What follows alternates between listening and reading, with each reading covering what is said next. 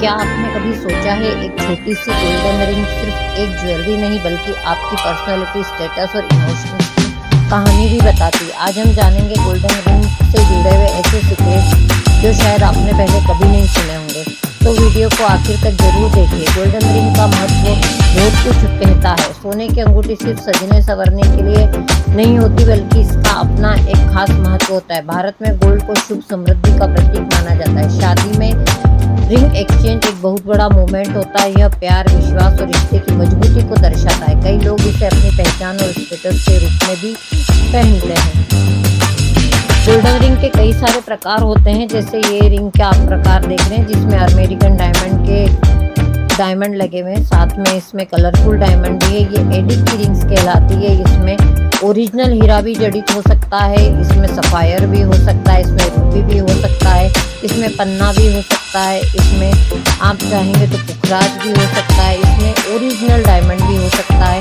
ये आपकी अपनी चॉइस है कि आप उस गोल्डन रिंग में क्या लगाना चाहते हैं। जो सिंपल, क्लासी और हर रोज पहनने के लिए गोल्ड सिंपल प्लेन रिंग आती है, और जो दूसरी रिंग होती है जैसे डायमंड, रूबी या एमरल्ड लगी रिंग, ये ज़्यादा रॉयल लुक देती हैं। आजकल ट्रेंड में जो रिंग्स हैं वो खासकर यंग जनरेशन के बीच में है। खास मौके के लिए इनका डिज़ाइन काफ़ी यूनिक और स्पेशल होता है। ये सिंपल रिंग है, ये अमेरिकन डायमंड लगी हुई या ओरिजिनल डायमंड लगी हुई रिंग है, जिसमें आप अपने हिसाब से डायमंड को सेट कर सकते हैं, कितने कैरेट का आपको लगाना है, कैसा लगाना है।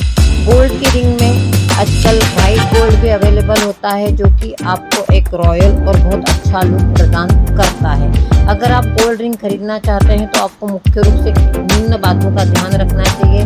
22 कैरेट और 18 कैरेट में सबसे ज़्यादा इस्तेमाल होते हैं। आपकी पर्सनैलिटी के हिसाब से ही आपके गोल्ड की डिज़ाइन होनी चाहिए। रिंग पहनने में हमेशा आरामदायक होनी चाहिए तथा अपने बजट में होनी चाहिए। यदि रिंग आरामदायक नहीं होगी तो आपके फिंगर में, आपकी उंगली में सूजन आ सकती है। हमेशा रिंग जो भी अगर नंबर आपको आता है 16 नंबर, 17 नंबर, 20 नंबर, 23 नंबर, तो उससे एक नंबर बड़ा ही आपको हमेशा रिंग का साइज लेना चाहिए।